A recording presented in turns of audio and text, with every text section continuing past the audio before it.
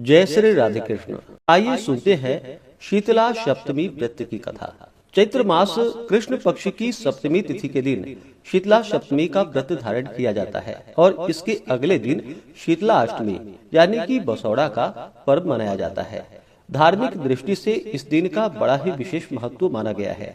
धार्मिक मान्यताओं के अनुसार शीतला माता की पूजा से महामारियों से रक्षा होती है। कहते हैं जो व्यक्ति शीतला सप्तमी पर व्रत रखकर माता शीतला की विधि विधान से पूजा करते हैं, उसे चेचक, बुखार, फोड़े फुंसी और आंखों से जुड़ी हुई समस्याओं से छुटकारा प्राप्त होता है। तो आइए सुनते हैं शीतला सप्तमी की कथा। तो बोलिए प्रेम से शीतला माता की जय। पौराणिक कथा के अनुसार एक राजा के एक लौते पुत्र को एक बार शीतला यानी कि चेचक निकली। उसी राज्य में एक काशी पुत्र को भी चेचक निकली हुई थी। काशी परिवार बेहद गरीब था पर भगवती का उपासक था। वह बीमारी के दौरान भी पूजा पाठ के नियमों को अच्छे से निभाता रहा। उसके घर में साफ सफाई का विशेष ध्यान रखा जाता था। विधिवत रूप से भगवती की पूजा भी होती थी। उस घर में नमक खाने पर पाबंदी थी। यहाँ तक कि सब्जी में छौंका भी नहीं लगाया जाता था और ना ही ज्यादा भुनी तली चीजें खाई जाती थी। काशी गर्म वस्तु का सेवन ना स्वयं करता था और ना ही शीतला वाले लड़कों को देता था। इस तरह नियमों के पालन से उसका पुत्र बहुत ही जल्दी ठीक हो गया। वहीं उधर राजा ने भगवती के मंडप में शतचंडी यज्ञ का पाठ शुरू करवा दिया। रोज हवन और बलिदान होते थे। राज पुरोहित भी भगवती के पूजन में निमग्न रहा करते थे। राजकुमार के शीतला होने के बावजूद राजमहल में रोज कड़ाही चढ़ती थी। तरह तरह के गर्म स्वादिष्ट पकवान बनते थे। सब्जी के अलावा कई तरह के मांस भी पकते थे। इसके कारण उस लजीज पकवानों की सुगंध से राजकुमार का मन बहक जाता था और वह भोजन के लिए जिद करता था। एक लौता राजपुत्र होने के कारण उसकी हर जिद पूरी कर दी जाती थी। इसके बाद शीतला माता का प्रकोप घटने के बजाय बढ़ने लगा। शीतला के साथ साथ उससे बड़े बड़े फोड़े भी निकलने लगे। उन फोड़ों में खुजली और जलन तेज से हो रही थी। शीतला की शांति के लिए राजा ने लाख प्रयास किए, उसके बावजूद उसका प्रकोप घटने के बजाय बढ़ता ही चला गया। क्योंकि अज्ञानता वश राजा के महल में सारे कार्य उल्टे ही हो रहे थे। इसके बाद राजा अधिक परेशान हो गया। वह समझ नहीं पा रहा था कि इतनी कोशिशों के बाद भी शीतला का प्रकोप शांत क्यों नहीं हो रहा है। फिर एक दिन राजा के गुप्तचरों ने बतलाया कि काशी पुत्र को भी शीतला निकली थी, लेकिन अब वह बिल्कुल ठीक हो गया है। यह जानकर राजा को बड़ी हैरानी हुई कि मैं तो शीतला की इतनी सेवा कर रहा हूँ, पूजा पाठ अनुष्ठान में भी कोई कमी नहीं कर रहा, फिर भी मेरा पुत्र रोगी होता जा रहा है, जबकि काशी पुत्र तो बिना सेवा और पूजा पाठ के ही ठीक हो गया। यह सोचते सोचते उसे नींद आ गई।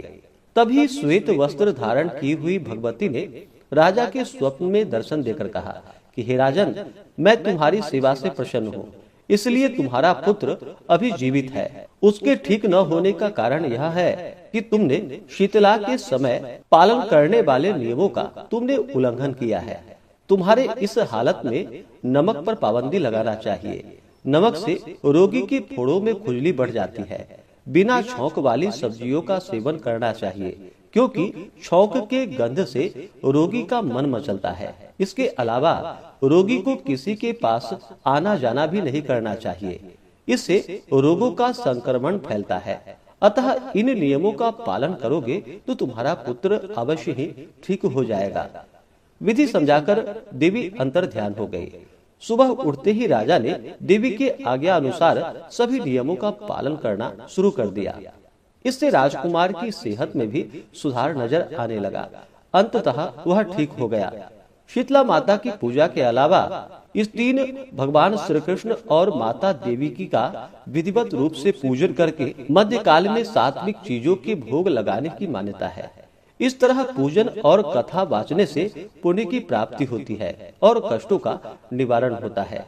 तो बोलिए प्रेम से शीतला माता की जय। इस बार शीतला सप्तमी का व्रत जो कि 10 मार्च 2026 दिन मंगलवार को पड़ा है, वहीं पे शीतलाष्टमी का व्रत जो कि 11 मार्च 2026 दिन बुधवार को है। चैत्र मास कृष्ण पक्ष की सप्तमी तिथि प्रारंभ समय जो कि 9 मार्च 2026 दिन सोमवार रात्रि 11:29 और सप्तमी तिथि की जो समाप्ति है वह 10 मार्च 2026 दिन मंगलवार रात्रि 1:56 पे सप्तमी तिथि की समाप्ति है। वहीं पे अष्टमी तिथि की समाप्ति जो कि 11 मार्च 2026 दिन बुधवार को रात्रि 4:20 पे यानी कि 12 मार्च की सुबह 4:20 पे अष्टमी तिथि की समाप्ति है। तो इस बार शीतला सप्तमी का जो भी व्रत धारण करने वाले हैं वो सभी 10 मार्च 2026 दिन मंगलवार को व्रत धारण करेंगे और जो भी शीतला अष्टमी का व्रत धारण करने वाले हैं वो सभी 11 मार्च 2026 दिन बुधवार को व्रत को धारण करेंगे। 10 और 11 मार्च को ब्रह्म मुहूर्त का समय सुबह 4:39 से सुबह 5:27 तक होगा। सूर्योदय का समय सुबह 6:07, सूर्यास्त शाम 6:07 होगा। 10 मार्च को राहु काल दोपहर 3:06 से शाम 4:35 तक और 11 मार्च को दोपहर 12:08 से दोपहर 1:37 तक होगा। राहु काल समय के दौरान कोई भी शुभ कार्य या नया कार्य नहीं करना चाहिए, इस बात का ध्यान रखें। शुभ चौघड़िया मुहूर्त के अनुसार पूजन का समय 10 मार्च को जो कि शुभ चौघड़िया मुहूर्त चर लाभ और अमृत नामक शुभ चौघड़िया मुहूर्त सुबह 9:10 से दोपहर 1:37 तक। उसके बाद शुभ नामक चौघड़िया मुहूर्त दोपहर 3:06 से शाम 4:35 तक। उसके बाद लाभ नामक शुभ चौघड़िया मुहूर्त शाम 7:35 से रात्रि 9:04 तक होगा। तो जो भी 10 मार्च को व्रत धारण करते हैं तो आप इन मुहूर्तों में पूजन का कार्य संपन्न करें और जो भी